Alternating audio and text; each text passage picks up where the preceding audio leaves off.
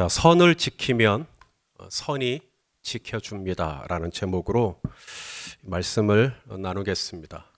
지난 시간에 이스라엘이 하나님을 만나기 위하여 여러 가지를 준비하는 것을 보았습니다. 옷을 빨았고요. 그리고 하나님을 만나기 위해 3일을 기다렸고요. 그리고 하나님을 만나되 함부로 침범하는 게 아니라 경계를 정하고 그 경계를 지켜가면서 하나님을 만나야 한다. 그것이 지난주 말씀이었습니다. 드디어 이제 3일이 지난 겁니다. 오늘 본문이 시작되는 16절을 보시면 셋째 날 아침에 드디어 3일이 지났고 이제 하나님이 말씀하신 대로 시내산에 강림하셨습니다. 시내산 꼭대기에 강림하셨죠. 본문에 보니까 놀라운 모습이 소개가 되고 있습니다. 우리 16절 말씀 같이 한번 읽겠습니다. 시작. 셋째 날 아침에 우레와 번개와 빽빽한 구름이 산 위에 있고 나팔 소리가 매우 크게 들리니 진중에 있는 모든 백성이 다 떨더라. 말씀하셨던 3일째가 되었을 때 이제 하나님이 시내산에 강림하셨는데 우레와 그리고 뭐가 또 있어요? 번개와 그리고 빽빽한 구름이 산 위에 있고 나팔 소리가 또 들렸다. 그 모습을 보고 백성들의 반응이 어땠어요? 떨더라. 여기서 떨더라. 이게 뭐 설레어서 기분이 좋아서 떨더라의 뜻이 아닙니다. 여기서 떨더라는 뭐죠? 무서워서 떤 겁니다. 무서워서. 아니, 하나님 만나고 싶어가지고 목욕했잖아요. 옷도 빨았잖아요. 그렇게 하나님 만나고 싶어서 3일 동안 조마조마 두근두근. 그런데 막상 하나님을 만나니까 셋째 날 아침에 하나님을 만나니까 백성들이 떨더라. 두려워 떨더라. 우리 성도님들이라면 어땠을까요? 이 우레소리, 번개, 번쩍하는 소리, 빽빽한 구름, 그리고 뭔지는 모르지만 나팔 소리, 이런 신비한 소리들이 들려올 때 어떤 반응이 드실까요? 18절에 보면 거기에 불이 붙었다. 불이 있었다. 불 가운데서 강림하신 모습. 그리고 온 산이 진동을 했다라고 말씀하십니다. 그러니까 하나님이 강림하시면 산이 감당을 못해요. 하나님을. 산이 떨어버립니다. 하나님 앞에서 떨어버려요. 아니, 산도 진동을 하는데 저와 여러분이 무슨 재간이 있겠어요? 저와 여러분도 하나님을 만나면 당연히 떨 수밖에 없죠. 진동할 수밖에 없죠. 그러고 보면 성경에서 하나님의 사람들이 하나님의 임재를 경험할 때 와! 하고 좋아하지 않아요. 오히려 하나님의 임재 앞에 두려워 떨고 죽은 사람처럼 돼버립니다. 먼저 이사야 선지자를 볼까요? 우시야 왕이 죽던 해에 성전에 들어가서 예배를 드리는데 하나님의 옷자락이 성전에 가득한 것을 보게 됩니다. 하나님의 영광을 보게 된 거죠. 그리고 나서 와, 황홀하다, 여기 너무 좋다가 아니라 화로다. 우리 이사야 6장 5절 읽어보시죠. 시작. 그때 내가 말하되 화로다, 나여 망하게 되었도다. 나는 입술이 부정한 사람이요 나는 입술이 부정한 백성 중에 거주하면서 만군의 여호와이신 왕을 뵙고 너무 좋아서 할렐루야 한 게 아니라 제일 먼저 터져 나온 탄성이 뭐예요? 화로다. 나 죽었다 이제. 나 망했다. 아니, 그렇게 사모하는 내 주님 만났으면 좋다고 환호를 질러도 모자랄 것 같은데 오히려 그 만군의 여호와이신 나의 왕, 나의 하나님을 뵙고 제일 먼저 나온 내 안에 탄성이 뭐냐면 화로다. 나 죽었구나. 다니엘 선지자는 어땠을까요? 다니엘은 이 바벨론의 포로로 잡혀갔죠. 어렸을 적에. 그리고 왕의 진미가 앞에 펼쳐져 있었어요. 다니엘이 먹어요, 안 먹어요? 안 먹습니다. 뜻을 정하고 왕의 진미를 거절한 다니엘. 이 정도의 다니엘이라면 하나님 만나도 좀 떳떳할 수 있지 않을까? 다리오 왕이 조서를 쓰기를 왕 외에 다른 신에게 기도를 하면 사자굴에 집어넣겠다. 어인을 찍었음에도 불구하고 다니엘은 굽히지 않고 자기 방으로 올라가 예루살렘을 향하여 열린 창문을 열고 하루에 3번씩 늘 하던 대로 무릎을 꿇고 만군의 여호와 하나님께 기도했죠. 결국 사자굴에 들어갔죠. 하지만 사자가 다니엘에게 어떤 해도 입히지 않았죠. 다음날 아침에 다리오 왕이 내가 믿는 하나님이 너를 지켜줬느냐? 썽썽하게 걸어 나왔죠. 네, 지켜주셨습니다. 이 정도의 다니엘이라면 하나님 만났을 때 다니엘은 쫄지 않겠죠? 놀랍게도 다니엘도 무서워합니다. 자, 우리 다니엘 10장 8절 말씀 다니엘 10장 8절입니다. 시작. 그러므로 나만 홀로 있어서 이 큰 환상을 볼 때 내 몸에 힘이 빠졌고 나의 아름다운 빛이 변하여 썩은 듯 하였고 나의 힘이 다 없어져 버렸다.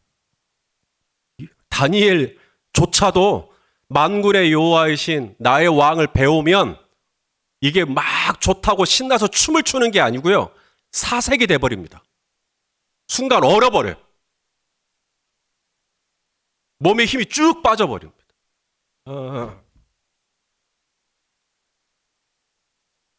마태복음 17장에 예수님이 이제 예루살렘에 올라가기로 결정하시고 예루살렘에 가기 전에 변화산에 올라가십니다. 그리고 제자들 앞에서 변혁이 되시죠.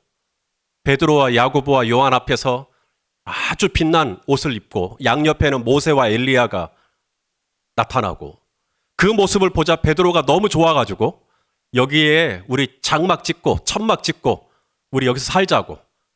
하나는 예수님을 위하여, 하나는 모세를 위하여, 하나는 엘리야를 위하여 여기서 우리 삽시다. 그때 하나님이 하늘에서 음성이 들리죠. 자, 마태복음 17장 5절에서 6절입니다. 시작. 말할 때에 호련히 빛난 구름이 그들을 덮으며 구름 속에서 소리가 나서 이르되 이는 내 사랑하는 아들이요 내 기뻐하는 자니 너희는 그의 말을 들으라 하시는지라. 제자들이 듣고 엎드려 심히 하나님의 말씀이 뭐 이렇게 무시무시한 말씀 아니죠. 이는 내 사랑하는 아들이고 이는 내 기뻐하는 자고 너희는 그의 말 잘 들어라. 아니 이 정도의 말씀인데도 그 말씀을 실제로 받아버리니까 그 믿음 좋은 제자들조차도 두려워해 버립니다.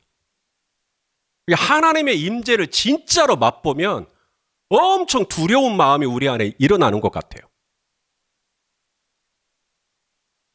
요한계시록도 마찬가지입니다. 사도 요한이 계시록을 쓸 때 이제 환상이 열리잖아요. 계시니까.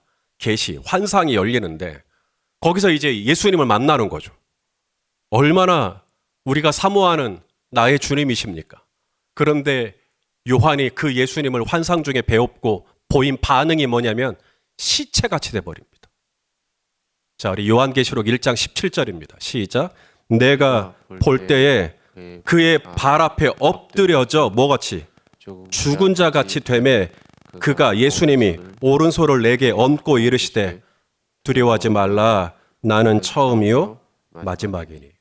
우리 성도님들에게 여러분들에게 하나님을 만날 수 있는 기회를 드리겠습니다. 실제로 하나님을 만나 배울 수 있는 기회를 드리겠습니다. 여기 줄을 서시오 한다면 아마 다들 대기표 받고 줄을 서실 겁니다. 저도 하나님 만나고 싶으니까요. 어떤 대가를 지불하고라도 하나님을 실제로 만날 수만 있다면 얼마나 좋겠어요. 많은 진짜로 하나님을 만나면 너무너무 신이 날 것 같고 춤을 출 것 같고 환호를 지를 것 같은데 성경에 나오는 수많은 사람들의 증언은 실제 하나님의 그 임재 앞에, 그것도 하나님은 지금 산 꼭대기에 있거든요.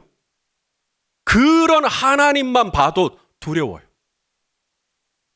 그런 하나님 앞에서도 진동을 해요. 두려워 떨어요. 자, 성도 여러분, 왜 그럴까요? 그토록 사모하는 하나님이신데, 그토록 좋아하는 나의 주님이신데, 왜 우리는 막상 주님을 맞닥뜨리면 두려울까요? 겁이 날까요? 무시무시한 느낌이 들까요? 죽은 자 같이 된다. 왜 그럴까요? 왜 하나님 앞에서 우리는 이렇게 반응할 수밖에 없는 걸까요? 화로다. 나 망했다. 나 이제 죽었다. 왜 그럴까요?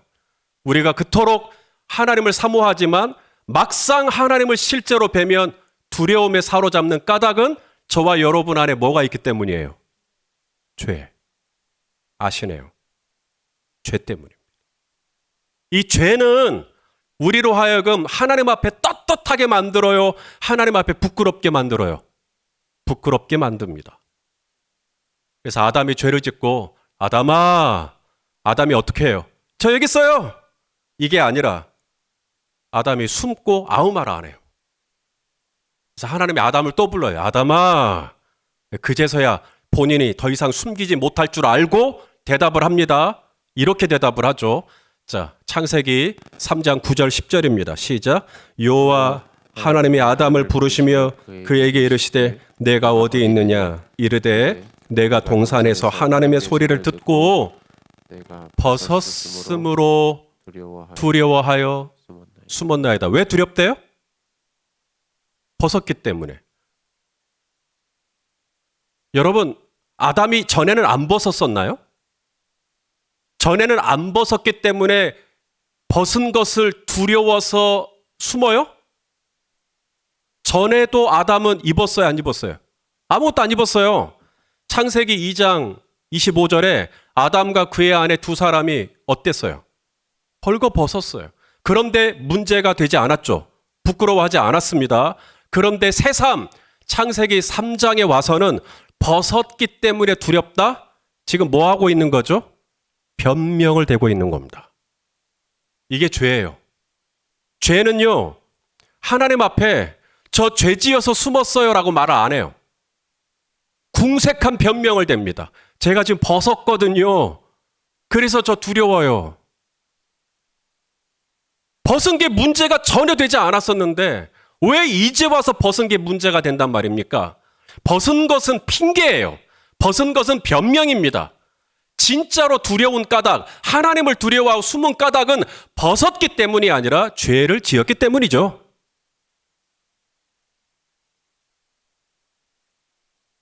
그래서 이 죄가 처리되지 않는 한 우리는 하나님 앞에 설 수가 없어요. 이 죄가 처리되지 않는 한 우리는 함부로 하나님 앞에 섰다가는 어떻게 되죠? 네, 죽습니다.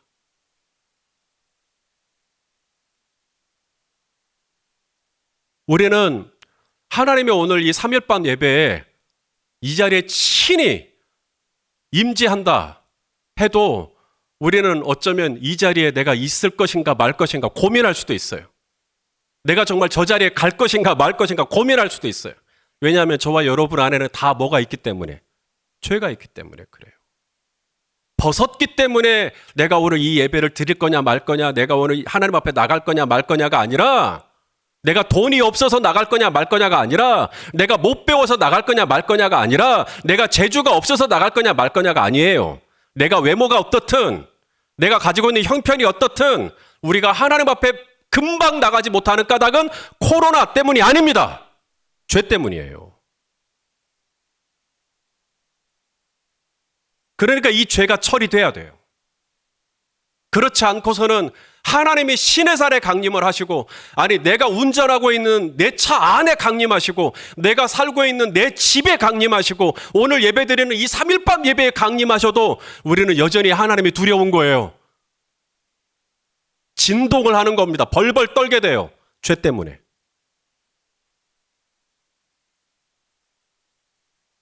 그러므로 우리가 정말 하나님 앞에 나아가려고 할 때 하나님이 우리를 살 수 있는 길을 열어주셨어요. 경계를 딱 정하고, 여기 넘어오지 마라. 여기 넘어오지 마라. 그럼 너 산다. 죄가 있으니까 그런 거예요. 죄가 있으니까. 그래서 하나님이 오늘 본문에도, 지난주에도 말씀하셨지만 오늘 본문에도 경계를 정하시고 너희 함부로 넘어오지 마라. 이게 하나님이 우리를 만나기 싫어서가 아니라 이 경계가 없이 그냥 막 만나버리면 하나님이 좋은 게 아니에요. 왜? 우리 다 죽어버리니까. 그래서 하나님이 우리를 살리시기 위해 경계를 정한 겁니다. 그리고 함부로 들어오지 마라. 우리 지난주 말씀부터 한번 읽어봐요. 자, 지난주 19장 12절 시작. 너는 백성을 위하여 주위에 경계를 정하고 이르기를 너희는 산과 산에 오르거나 그 경계를 침범하지 말지니. 산을 침범하는 자, 경계를 침범하는 자는 죽어요. 죽습니다. 그래서 오늘 본문에도 무려 몇 번을 연속해서 말씀하시냐면 4번을 연속해서 넘어오지 마라, 넘어오지 마라, 넘어오지 마라, 넘어오지 마라. 21절, 22절, 23절, 24절 계속 말씀하십니다. 넘어오지 마라. 함부로 넘어오지 마라. 22절도 볼까요? 자, 21절 말씀 우리 한번 읽어보시죠. 21절 시작. 여호와께서 이르시되 내려가서 백성을 경고해라.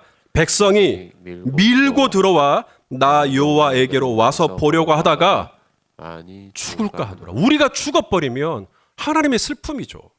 그래서 우리를 살리시기 위해서, 죄가 있는 우리를 살리시기 위해서 경계를 친 겁니다. 24절도 한 번만 더 읽을게요. 시작.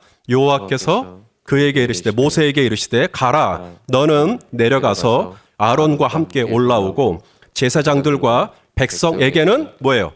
경계를 넘어 나 여호와에게로 올라오지 못하게 하라. 내가 그들을 칠까 하노라. 죄라는 게 뭘까요? 죄라는 게 바로 이겁니다. 경계를 침범하는 것. 그게 죄예요. 그게 죄의 원어의 뜻입니다.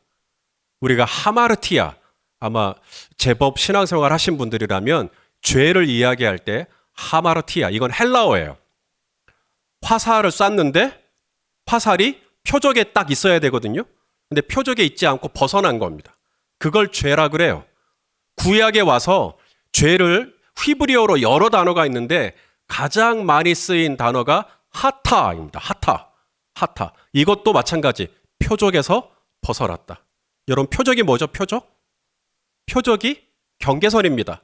우리가 화살을 쏘면 화살이 이 경계선 안에 있어야 돼요? 바깥으로 가야 돼요? 제 질문이 어려워요?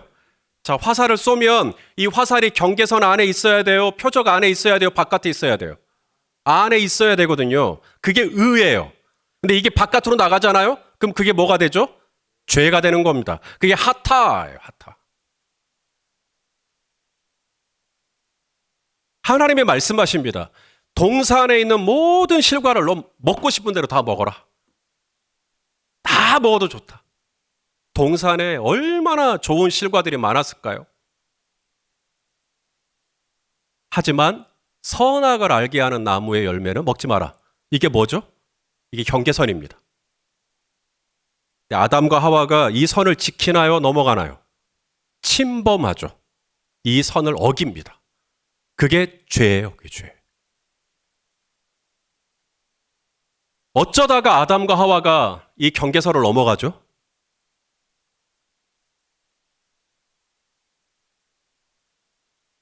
사탄이 아담과 하와를 미혹할 때 이걸 먹으면 누구처럼 된다?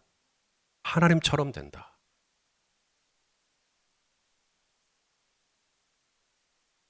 그 말을 듣고 다시 한번 선악을 알게 하는 나무 실과를 가만히 보니까 어떻게 보였다 그래요? 먹음직하고 보암직하고 지혜롭게 할 만큼 탐스럽게도 보이고 너무 좋아 보이는 거예요. 성경에서 모든 죄의 근원, 죄의 시작이 어디서부터 온다 그래요? 예? 모든 죄가 어디서부터 와요? 죄의 뿌리가 어디예요? 욕심. 어떤 욕심일까요? 이제 아시겠죠? 이게 욕심이 잉태한 즉 죄를 낳는 건데 어떤 욕심일까요? 네가 이것을 하면 누구처럼 된다? 하나님처럼 된다. 하나님처럼 되고 싶은 욕심이에요. 어느 누구도 감히 내가 하나님처럼 되겠다고 생각하지는 않을 거예요. 그런데 내 뜻대로, 내 고집대로, 내 생각대로, 내 계획대로 안 되면 짜증나요, 안 나요? 그게 바로 하나님처럼 되고 싶었던 증거입니다. 내 생각대로 다 돼야 돼요, 만사가. 내 계획대로 자녀들이 움직여줘야 돼요. 내가 생각한 대로 배우자가 움직여줘야 돼요. 내가 생각한 대로 교회 성도들이 움직여줘야 돼요. 이게 다 뭐냐면 내가 하나님 되려고 하는 거예요. 어느 누구도 그것을 하나님이 되려고 했다라고 실체를 이야기하진 않아요. 그러나 우리는 이미 그러한 욕심을 가지고 죄를 낳고 있는 거예요. 지금 우리 성도님들의 머릿속에 떠오르는 모든 종류의 죄들을 한번 나열해 보십시오. 여러분이 알고 있는 죄들이 뭐가 있습니까? 모든 불의, 추악, 탐욕, 악의, 사기, 살인, 분쟁, 악독, 수군수군, 비방, 미움, 살인, 능욕, 교만, 자랑, 거역, 어리석음, 배신, 무정함, 무자비. 제가 다 못 나열하겠어요. 이 모든 죄들이 나오는 이유 다 어디서부터 와요? 내가 하나님이 돼서 내가 원하는 대로 다 하고 싶은 거예요. 여기서 갈등이 나오고 여기서 시험이 들고 여기서 모든 불행이 다 나오는 겁니다. 침범한 거예요, 침범. 다윗이 하나님의 법궤를 이제 옮기려고 할 때 수레를 끌던 소가 갑자기 뜁니다. 펄쩍펄쩍 뛰어요. 그러니 이제 수레가 흔들리면서 수레에 실린 하나님의 법궤가 땅 바닥으로 쏟아지게 생겼어요. 그래서 이 수레를 옆에서 지켜서 가고 있던 웃사가 이제 법궤가 떨어지려고 하는 순간에 딱 붙들어요. 웃사 잘했어요, 못했어요? 우리가 생각할 때는 잘했죠. 하나님의 법궤가 하마터면 쏟아지면 그 타격이 어떻게 돼요? 그 손상을. 그런데 웃사가 딱 잡았는데 하나님의 웃사를 쳐버립니다. 그래서 베레스 웃사. 베레스 웃사. 이게 뭐냐면 베레스, 하나님이 치셨다. 스트라이크. 하나님이 웃사를 대적하셨다. 웃사가 뭘 잘못했다고? 웃사가 만진 이 법궤, 이 여호와의 법궤가 누구를 상징하죠? 하나님이요. 그러니까 지금 이 웃사가 죄인인데 하나님을 만진 겁니다. 하나님이 바로 쳐버리시죠. 내가 너희를 칠까 하노라. 오늘도 계속 말씀하시잖아요. 함부로 나한테 하지 마라. 내가 너희를 칠까 하노라. 사무엘상 6장 19절에 보면 벳세메스 사람들이 하나님의 언약궤 안을 들였다 봐요. 그게 언약궤 뚜껑을 열고 그 안에 뭐가 있나? 그 안에 모세의 십계명 2돌판과 아론의 쌍난 지팡이 그리고 광야 때 먹었던 만나 이게 들어가 있잖아요. 이 뭐가 들어있나 이렇게 봐. 그런데 그 궤 안을 들였다 본 것 때문에 5만 70명이 죽었다. 왜 그랬을까요? 죄자예요, 죄. 죄가 있는 채로 하나님을 보려고 했던 거예요. 죄가 있는 채로 하나님을 만나려고 했던 거예요. 그러면 하나님이 치십니다. 경계가 있죠, 경계. 경계를 넘어가는 것이 죄입니다. 그 경계를 우습게 여기는 것이 죄입니다. 이 경계를 두려워할 줄 알아야 됩니다. 그런데 내가 하나님이 돼가지고 내 멋대로 살고 싶은 거죠. 어느 누구도 나를 거치지 않았으면 좋겠는 거예요. 심지어 내 부모라 해도 나를 방해하지 않았으면 좋겠고 누구도 내 뜻을 거스르지 않았으면 좋겠고 이런 게 은근히 깔려 있다면 그 하나님이 되고자 하는 그 탐욕이 모든 죄를 거기서부터 유발시킵니다. 저는 목사의 아들로 태어났어요. 그냥 목사가 아니라 정말 훌륭하신 아버지의 자녀로 자랐습니다. 아버지가 훌륭하다고 자녀인 저까지 훌륭한 건 아니죠.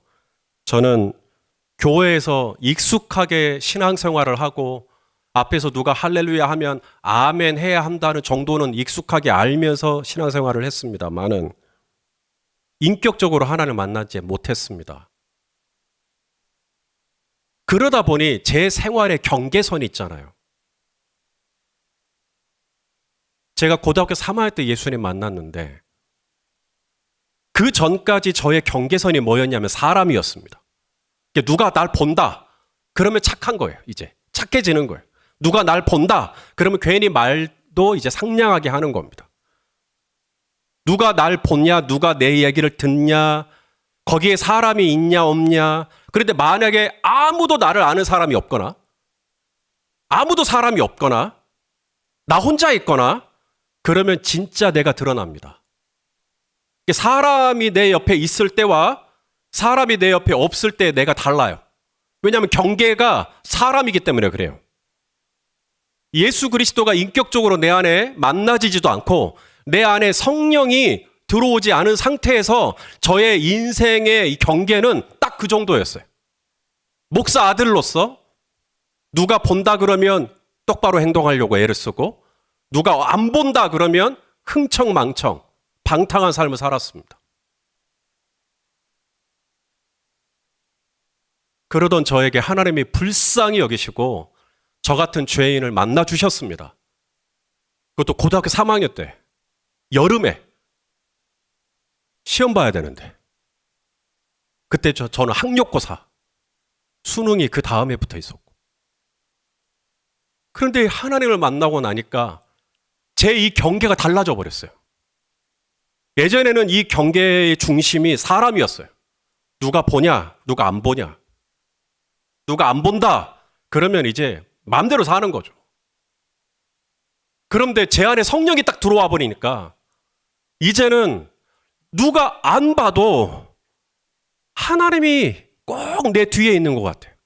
하나님이 이 느낌이 뭔가 이렇게 무서운 느낌이 아니고요. 하나님이 항상 나와 함께 하시는 느낌. 사람이 내 옆에 아무도 나를 아는 사람이 없어도 이제는 하나님이 내 옆에 있으니까 함부로 못 살게 되더라는 거예요. 신호 같은 거. 교통신호도 그렇고 뭐 누가 보는지 안 보는지 휴게소에 가서 이렇게 물 틀고 손 씻잖아요. 이것조차도 죄송합니다. 빨리 하고 잠궈야 될 것 같은 거예요. 주님이 야, 물 너무 많이 쓰지 마 그러시는 것 같아. 화장지 뜯는 것도 그렇고. 그런 것까지도 하나님이 저를 이제 건드리기 시작하시는 거죠. 전에는 예수님이 제 안에 계시기 전에는 저의 이 경계선은 세상적으로 합의된 도덕과 윤리 딱 그 정도였어요. 하지만 여러분들도 아시다시피 도덕이나 윤리의 기준은 나라와 문화마다 달라요. 우리나라는 일부 일처제가 일반적이고 정상적인 것으로 받아들여지지만 어느 나라에 가면 일부 다처제가 아무런 흠이 안 되죠. 이처럼 세상의 도덕이나 세상의 정의나 이것은 상황과 형편에 따라서 상대적입니다. 성도의 경계는 세상의 상식과 세상의 도덕과 세상의 윤리 그 이상이에요. 성도의 경계선은 어디에 가 있냐면 하나님에게 가 있어요. 그래서 세상적으로는 다 합의가 됐고 아무렇지도 않아라고 여기는 것도 성도는 하나님이 그것을 싫어하시는 것 같은 느낌이 들면 못하는 거예요. 내가 그거 해도 사람 아무도 뭐라 안 해요. 내가 욕 한 자리 한다고 누가 뭐라 하겠어요. 그러나 성도는 욕이라든지 이상한 거짓말이라든지 이런 거 하려고 하면 뭐가 딱 걸려요. 하나님의 경계를 딱 붙잡아 놓습니다. 보디발의 아내가 그렇게 요셉을 유혹하죠. 성경에 보니까 날마다 유혹을 했다. 근데 요셉이 넘어가요, 안 넘어가요? 안 넘어갑니다. 왜요? 경계의 기준이 달라요. 보디발의 아내의 경계의 기준은 뭐였죠? 사람이 보냐 안 보냐 했어요. 그래서 요셉을 유혹할 때 늘 똑같은 메시지예요. 아무도 없다 우리 집에. 너하고 나뿐이다.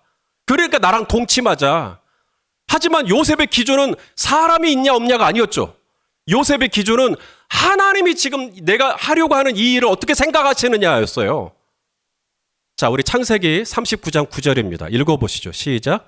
이 집에는 나보다 큰 이가 없으며 주인이 아무것도 내게 금하지. 자, 경계선입니다. 주인이 나에게 아무것도 금하지 아니하였지만 오직 금한 경계선이 뭐예요? 당신은 내가 건드리면 안 된다. 내 주인의 아내니까. 이것이 주인하고 나 사이에 합의된 경계선인데 내가 그래서 당신을 범할 수 없는 게 아니라 어떤 세상적인 도덕이나 윤리 때문에 당신을 범할 수 없는 게 아니라 내가 이 악을, 이 큰 악이죠. 이 큰 악을 행하여 누구에게 죄를 짓는다? 하나님. 이게 요셉의 양심의 경계선이었어요. 이게 달라요. 먹을 수 있죠. 마실 수 있죠. 나도 거기 갈 수 있죠. 나도 뭐 음담패설할 수 있겠죠. 나도 뭐 세상적으로 놀려면 놀 수도 있겠죠. 그런데 성도는 보디발이 이걸 보냐 안 보냐가 기준이 아니라 하나님이 이것을 어떻게 생각할 거냐. 이게 성도의 경계가 됩니다. 사랑하시는 성도 여러분, 출애굽기 19장을 보고 있고요. 이제 다음부터는 이제 출애굽기 20장으로 넘어갑니다. 출애굽기 19장은 출애굽기를 전체 산꼭지로 본다면 꼭대기입니다. 이제 20장부터는 출애굽기 전체적인 내용이 확 달라집니다. 이제 10계명부터 시작해가지고 율법, 성막 이런 곳으로 가요. 그래서 오늘 이 본문이 굉장히 중요해요. 19장이. 변곡점이니까. 그런데 여러분 19장을 지난주에도 읽었고 이번 주에도 읽으셔서 아시겠지만 하나님이 무려 5번이나 강조한 게 뭐냐면 선을 지켜라, 선을 지켜라, 선을 지켜라, 선을 지켜라, 선을 지켜라. 사랑하시는 여러분, 성도가 선을 지키면 그 선이 저와 여러분을 지켜줄 줄로 믿습니다. 그 선의 내용이 보디발이 보느냐 안 보느냐가 아니라 이 경계선의 기준이 하나님이 이 일을 기뻐하실까? 하나님이 이 일을 싫어하실까? 제가 오늘 말씀을 준비하면서 계속해서 기도했던 건 이거예요. 하나님, 우리 성도님들이 죄를 미워할 수 있게 하여 주십시오. 하나님을 경외하는 마음으로 악을 미워할 수 있도록 이 경계가 세상적인 어떤 합리적인 그 수준에서의 경계, 그건 우리보다 훨씬 도덕적인 사람들이 더 많아요, 오히려. 그것 말고, 그 도덕 군자들이 지키는 그 경계 말고, 그것도 대단히 훌륭한 거겠지만, 우리 신앙인들에게는 하나님의 말씀이 경계가 되고, 하나님 아버지, 내 안에 계신 성령님이 나의 경계가 돼서 남은 3일 동안도 우리 하나님께서 우리에게 말씀하시는 그 경계선을 의롭게, 신실하게, 경건하게 잘 지켜가시는, 그래서 그 선이 저와 여러분의 삶의 모든 것을 하나님의 축복으로 이어지도록 우리를 지켜주는 힘이 될 수 있기를 예수 그리스도 이름으로 축원합니다. 기도하겠습니다. 하나님 아버지, 주님께서 시내산에 강림하실 때 아무것도 모르는 이스라엘 백성들이 함부로 경계선을 침범할까 걱정이 되시고 그들이 그 일로 죽으면 어떡하나 걱정이 되셔서 우리로 하여금 경계를 정하시고 절대 그 선을 넘지 말라고 말씀하여 주셨습니다. 주님, 우리가 우리 주님을 믿고 신앙생활을 할 때 늘 이 경계선을 잘 지켜갈 수 있도록, 그래서 하나님 앞에서 함부로 이 표적에서 벗어나는 일이 없도록 주님 우리를 지켜주시고 성령으로 충만케 하여 주시옵소서. 예수님의 이름으로 기도하옵나이다. 아멘.